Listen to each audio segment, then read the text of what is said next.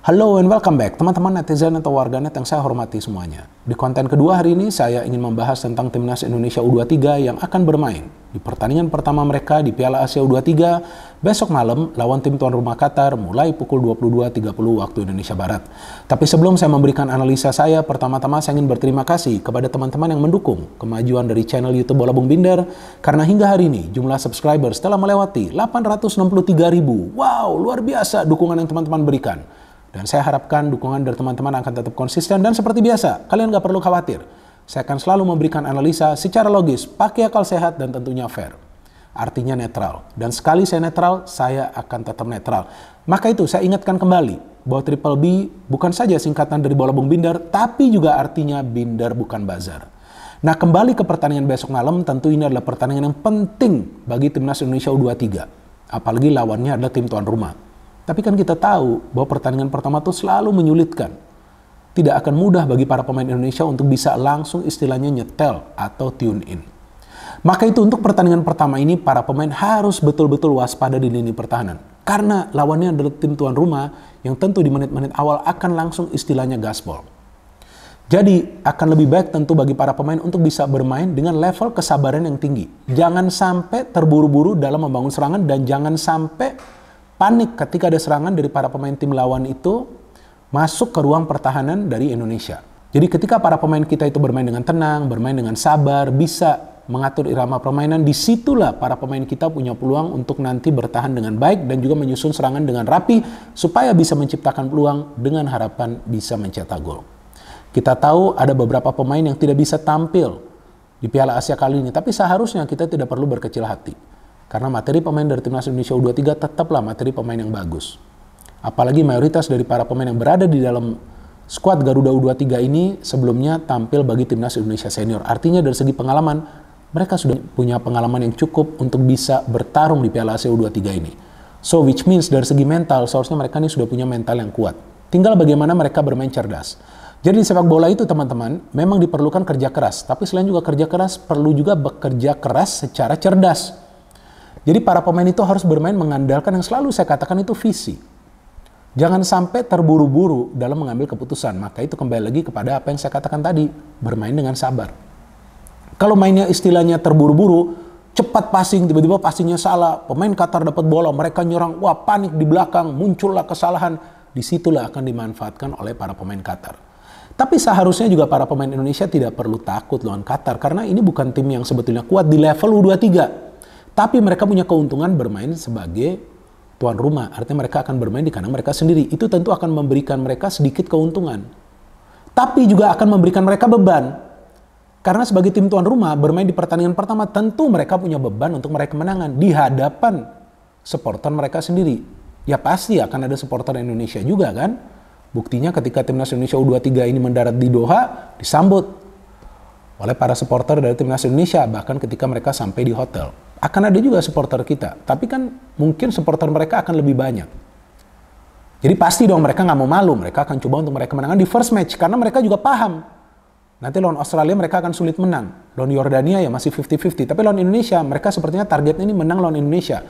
Sebaliknya Indonesia juga seharusnya punya target menang lawan Qatar.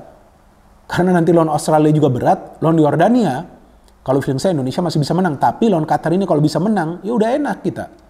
Iya dong, artinya sudah mendapatkan 3 poin. Karena kan di fase grup ini yang lolos hanya juara dan runner up. Jadi target itu kalau untuk meraih kemenangan itu sebetulnya wajar dengan catatan para pemain itu harus bisa bermain mengandalkan pressing yang tinggi. Jadi ketika main mengandalkan pressing tinggi, menyulitkan para pemain Qatar untuk membangun serangan, itu juga yang bisa membuat para pemain Qatar melakukan kesalahan.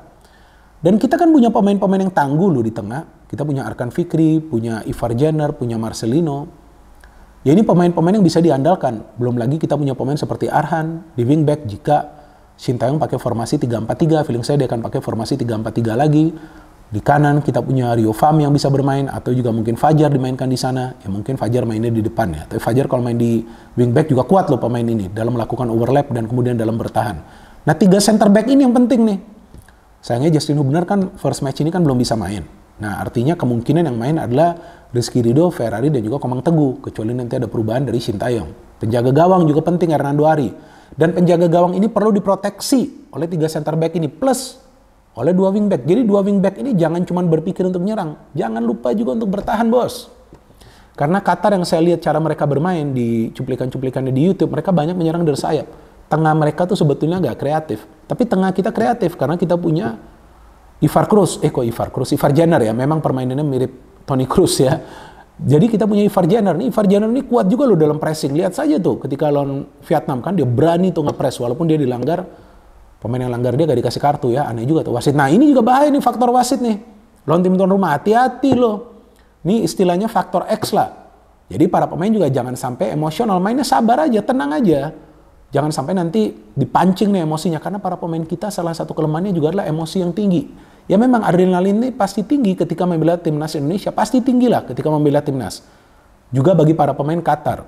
Tapi jangan sampai terpancing emosinya, harus cool, harus tenang. Karena kadang-kadang pemain-pemain tim lawan itu ketika melihat Indonesia sudah unggul dari segi permainan, mereka akan coba untuk memancing emosi para pemain kita.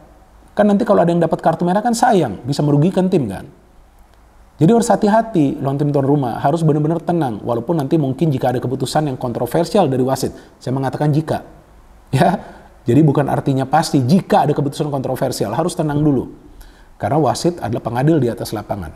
Jadi gak bisa juga protes secara keras kepada wasit. Dan juga yang paling penting adalah pemain-pemain yang nanti bermain di depan. Nah, saya gak tahu nih apakah mau main dengan satu striker atau dua striker, tapi jika formasinya tetap 3-4-3, artinya satu striker murni kan?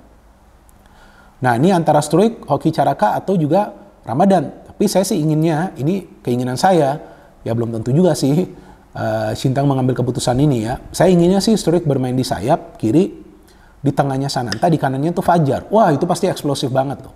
Struijk dengan gerakan cepatnya, Fajar juga dengan gerakan cepat. Sananta dengan pressingnya, dengan pantulan-pantulan bolanya, tiba-tiba dari second line masuk nih Marcelino. Wah cakep itu. Jadi sebetulnya dari segi speed pemain-pemain kita ini punya keunggulan, tapi harus juga mengambil keputusan secara tepat pada momen yang memang ideal. Jadi artinya begini, ketika sudah berada di tepi kotak penalti, ketika memang jumlah pemain dari Indonesia itu sedikit atau memang tidak ada pemain yang free, harus mengambil keputusan untuk shooting. Ini jarang dilakukan oleh para pemain kita loh. Kebanyakan mau coba tusuk terus lama kuasain bola, itu yang bisa membuat pemain tim lawan itu merebut bola kembali. Jadi mengendalikan irama permainan itu perlu. Caranya bagaimana? Bola itu dibagi terus. Memang ball possession sebuah tim itu bisa tinggi, tapi bukan berarti para pemain mereka lama menahan bola, enggak. Bagi terus tuh bola, ketika dapat chance shooting, ketika dapat chance passing, ketika dapat chance melakukan akselerasi pendek. Jadi jangan berlari dari ujung ke ujung, ya kan capek juga nanti bos. Walaupun ini pertandingan pertama. Jadi para pemain harus menjaga kebugaran. Karena yang paling penting bisa lolos dulu nih dari fase grup. So first match ini sangat penting. Jadi ketika para pemain bisa mengambil keputusan secara tepat pada momen yang ideal, feeling saya para pemain Indonesia akan lebih banyak bisa menciptakan peluang untuk mencetak gol dan finishing. Saya pernah mengatakan di pertandingan, sebelum pertandingan lawan Vietnam, bahwa jika mendapatkan peluang pertama di kandang Vietnam harus bisa mencetak gol, dan ternyata dari peluang kedua loh kita mencetak gol pada saat itu kan. Nah artinya memanfaatkan seminim peluang untuk mencetak gol. Karena kemungkinan juga tim tuan rumah ini akan bermain all out, tapi sebaliknya kita pun perlu all out menekan mereka. Jadi all out yang saya katakan ini bukan berarti bermain menyerang keluar total. Wah bahaya juga pak. Defense kita bisa kebuka. Tapi all out itu dalam menekan. Tekan mereka high pressing. Dapat bola cepat susun serangan yang fast break. Jadi cepat susun serangannya itu. Jangan terlalu lama menahan bola. Dan dilarang egois. Nah kalau ada peluang untuk bagi bola, bagilah itu bola ya. Jangan serakah. Bagi itu bola. Kalau memang perlu syuting, jaga itu akurasi. Jangan juga menyia-nyiakan peluang. Jangan juga membuang kesempatan ketika penguasaan bola berada di kubu Indonesia. Jadi teman-teman, kalau asumsi saya, Sintayong akan menurunkan starting lineup seperti ini ya. Ini hanya asumsi saya nih. Hernando Ari di penjaga gawang, Ferrari, Rizky Ridho, dan Komang Teguh. Seperti yang tadi saya katakan, di tengah feeling saya nih Rio Fahmi, di wingback kanan, Ivar Jenner, Marcelino di tengah, Pratama Arhan di kiri, di depan. Ya ini sih feeling saya, jangan-jangan nih dia pakai Rafael Struijk, Hoki Caraka, dan juga Fajar. Ini feeling saya loh. Feeling saya sih seperti ini ya, jadi teman-teman boleh catat. Ini feeling saya starting line-up-nya nih. Jadi punya kecepatan di depan, punya power di tengah, dan juga punya kreativitas. Ada Ivar Jenner, ada Marcelino, punya kecepatan di dua sektor wingback. Dan Rio Fahmi juga pernah bermain di center back di Liga 1, dia bisa tutup juga tuh ruang-ruang di belakang. Punya 3 center back yang tangguh. Ferrari tinggi, Rizky Ridho tinggi, Komang Teguh ngeyel. Untuk bisa memproteksi Hernando Ari. Jadi kalau menurut saya teman-teman, persentase untuk pertandingan besok malam adalah 50-50. Walaupun Indonesia lawan tim tuan rumah, tapi mereka juga punya peluang yang sama untuk meraih kemenangan. Dan kita sebagai supporter dan juga tentunya pemain ke-12 dari Timnas Indonesia perlu memberikan support sebesar 110%. Jangan 100%, kurang Pak. 110%. Caranya seperti apa? Berikan dukungan secara positif, membangun narasi-narasi yang positif. Jika nanti Indonesia tidak bisa mendapatkan poin maksimal alias 3 poin, juga bukan berarti kita menghujat apalagi menghina mereka. Enggak bisa. Kita tetap support dan kita harapkan nanti mereka bisa bangkit di second match. Tapi first match ini teman-teman sangat penting. Jika Indonesia menang, maka feeling saya kemungkinan besar mereka akan lolos dari fase grup dan Indonesia punya peluang untuk meraih kemenangan karena Qatar juga yang U23 tidak bagus-bagus amat. Bahkan di beberapa pertandingan uji coba mereka bermainnya sangat buruk. Ini benar loh saya katakan. Cuman ya memang skill individu dari para pemain mereka bagus.